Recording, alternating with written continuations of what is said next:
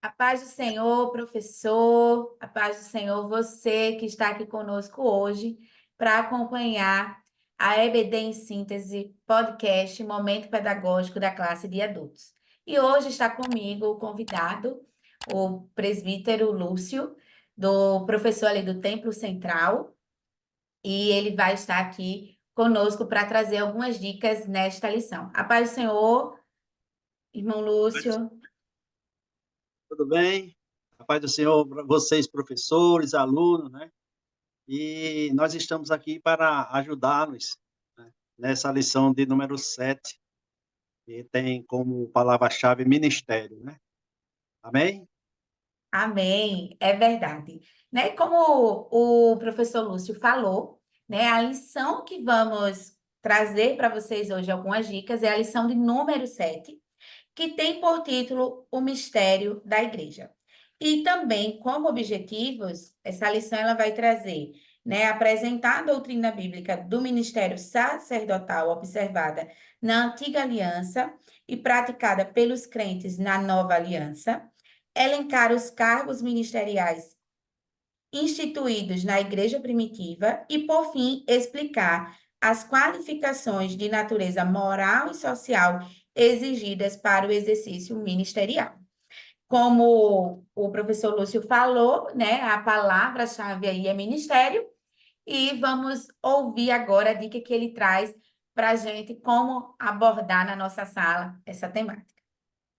Professor Lúcio. Amém.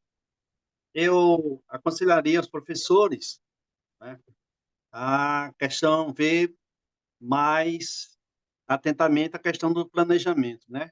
Coisa que as lições já trazem bem definido, para que vocês possam ter uma aula muito interessante, certo? Também a metodologia que a gente tem que usar dentro do planejamento, né? O tempo que nós utilizamos dentro das atividades que nós vamos explicar logo mais, e as estratégias, né, para esta aula.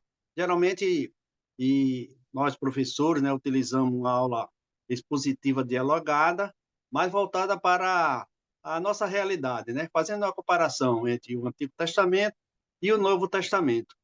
E também nós podemos usar um quadro comparativo, né, entre o Antigo Testamento e o Novo Testamento, e fazemos uso também de vários recursos, né? Hoje nós somos felizes porque utilizamos vários recursos nas outras aulas, em todas as aulas, o que não vai nos facilitar a aprendizagem. A atividade que eu sugiro, né, como professor, é que, primeiramente, nós sejamos motivadores. Nós temos que motivar os nossos alunos, entendeu? No sentido deles fazer a aplicação daquilo que nós estamos ensinando. Aí, nessa atividade, o professor pode usar, você professor, você professora, né? Pode usar papel ofício, lápis, caneta, né? E o que você puder dispor aí para que eles tenham uma aprendizagem mais condizente com aquilo que você está fazendo. Depois de fazer uso, entendeu, da lição explicando, né, acerca dos 5 ministérios, certo?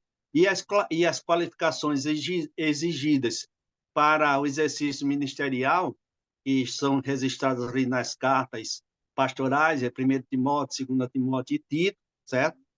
A gente entra naquelas 5 qualificações, né?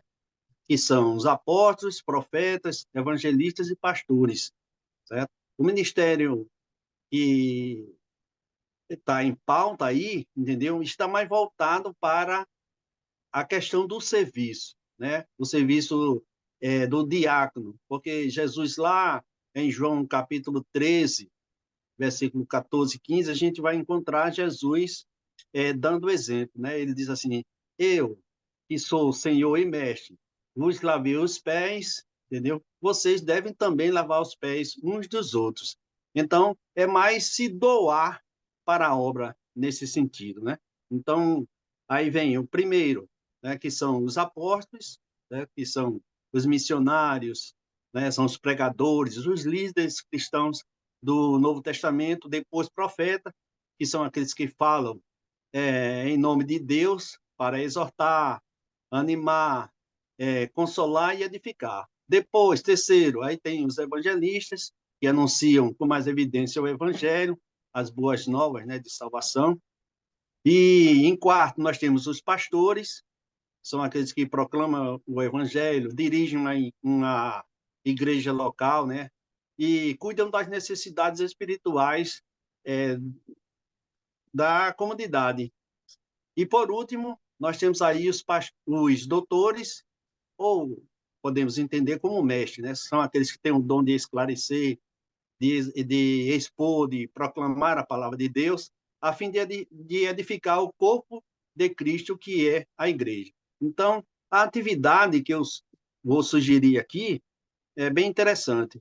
Você distribui uma folha de papel ofício a cada aluno, né, com lápis ou caneta, e depois faz uma pergunta, né? Quais desses dons é mais relevante para a igreja nos dias atuais e por quê?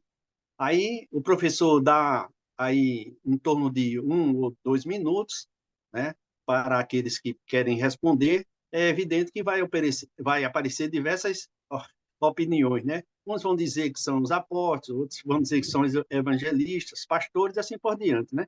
E aí você deixa ele, né, discorrer, certo? Ter os 2 minutos para eles pensarem e depois responderem. Aí eu sugiro ao professor que ouça-os com tranquilidade, né?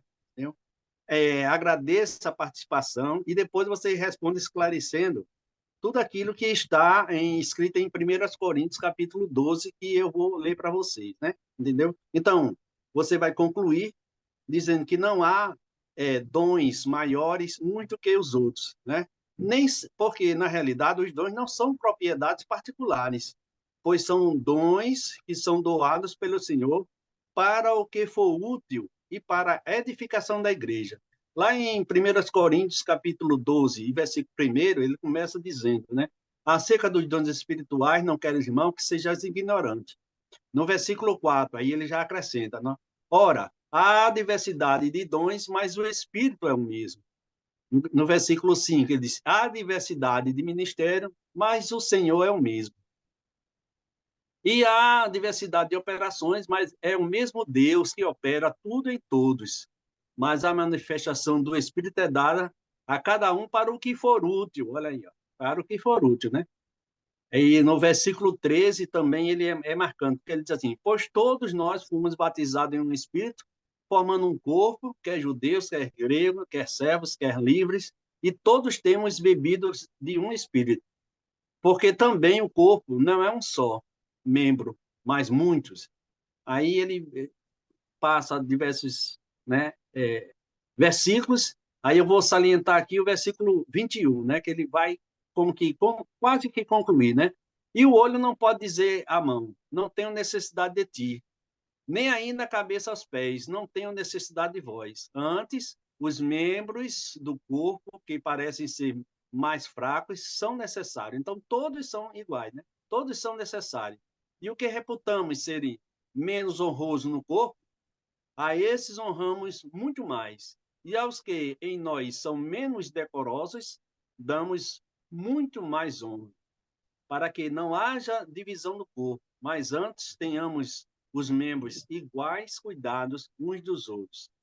Aí 26, aí ele acrescenta, né? De maneira que, se um membro padece, todos os membros padecem com ele. E se um membro é honrado, todos os membros se regozijam por ele. E ele acrescenta aí, né? Para concluir, vós sois o corpo de Cristo e os seus membros em particular. Então, não tem é interessante que o professor saliente, entendeu? Que não tem nenhum ministério que é superior ao outro, entendeu? Deus dá o ministério a cada um para o que for útil, certo? Para a obra do Senhor. Essa é a minha dica pedagógica para a lição de hoje. Amém? Amém. Como o professor Lúcio traz, né? É muito importante, professor, realmente esse planejar-se, né? Esse momento que você tem de dedicação, para o estudo da lição, porque consegue, né, colocar bem, como o professor Lúcio trouxe, não só a dica pedagógica, mas também todo o encaminhamento, né, todo o encadeamento aí das ideias. E isso é importante porque você consegue administrar bem o tempo, né? Sem prejudicar o conteúdo da lição, mas também tem esse momento de conversa, de interação com o aluno, né? E como ele trouxe no início, você já pode começar aí jogando, né? Fazendo a tempestade de ideias com a palavra ministério. Quando a gente escuta, né, a palavra ministério, o que que vem à nossa mente? Então, normalmente a gente já pensa mesmo nesse corpo, né, de pessoas que servem, né, de homens que servem ali ao Senhor, né, desde pastores a evangelistas, né, e não só isso, mas a gente sabe que vai muito além. Então, dentro disso, eu trago aqui é, 3 dicas, tá, para essa lição, com base nesse estudo. Uma é bem parecida com o que o professor Lúcio trouxe, que é justamente trazer essas funções, então, fazer um quadro, né, em que vai ter lá o nome da função e o que que a pessoa faz. Então, eles vão dizer, exatamente como o professor Lúcio trouxe, né? Então, a função é apóstolo. Então, o que que o apóstolo faz? A gente identifica isso na igreja, né? O corpo dessas pessoas, a presença dessa função na nossa igreja, e aí vai fazendo esse momento de reflexão, preenchendo o quadro. Então, você já pode levar a cartolina, por exemplo, com o nome função e o que faz, e na medida que os seus alunos forem falando, você vai ali completando ou convida um aluno a fazer esse registro, mas também pode ser de forma individual, né, como o professor Lúcio trouxe. Não só isso, mas você pode também levar uma caixinha pequena em que nela vai ter a descrição das funções, como o professor Lúcio trouxe. Então, a descrição de cada uma, né, dessas funções, desse ministério, e aí eles vão tirar a descrição da função e vão identificar. Então, vai passando ali vão tirando da caixinha a descrição da função e quem tirou responde, lê e responde, né? O nome da função que está ali descrita, né? Como ele trouxe. Os evangelistas são aqueles que estão ali mais envolvidos evangelização, estão, não só eles, né? A gente sabe toda a igreja, mas a gente traz essas funções de formas mais específicas para que o aluno consiga ali assimilar este conteúdo. E por fim, o que você pode trazer, se você for alguém, né, muito envolvido com a tecnologia, então você pode convidar algumas pessoas da igreja a gravarem um áudio no WhatsApp mesmo, né? E aí usar, descrevendo a função que exerce na igreja. E aí os irmãos vão identificar que função é essa e quem está falando, né? Quem exerce ela na igreja local, tá? Então, essas são as dicas pedagógicas para a lição de número 7 que a gente traz, né? E desejamos a você, professor, uma excelente aula, que você continue buscando crescer na graça e no conhecimento da palavra do Senhor, para assim levar, né, um ensino verdadeiro, o ensino da verdade, da palavra do Senhor para os seus alunos. Professor Lúcio, suas considerações finais. Eu só desejar aqui que vocês se esforcem, certo? Para obter o melhor proveito possível, né, dos alunos e aprender a despertá-lo, a procurar, entendeu? Acompanhar bem a aula e a gente vê isso nas próximas aulas, né? Eu, pelo menos como professor, muitas vezes eu fico preocupado quando a classe diminui um pouco, né? Mas aí eu sempre fico em cima, quando ele falta uma vez, muitas vezes, eu ligo para ele, né? Entendeu? O que é que está vendo? E vamos, né? Atrás, porque o tempo passa rapidamente e, de repente, você que é professor, né? Talvez se encontre na posição de apóstolo, de profeta, um dia de evangelista, assim como foram os discípulos de Jesus. Boa sorte e tudo de bom para vocês. A paz do Senhor. Amém, né? É importante você, professor, realmente ter essa ligação aí com os seus alunos, esse vínculo, esse relacionamento, para o bom crescimento espiritual deste aluno. Então, fiquem todos com Deus. Desde já agradecemos a direção do DENEC pela confiança, né, e pela oportunidade de estarmos aqui fazendo parte desse projeto. Desde já, uma boa aula a todos. Fiquem com Deus. A paz do Senhor.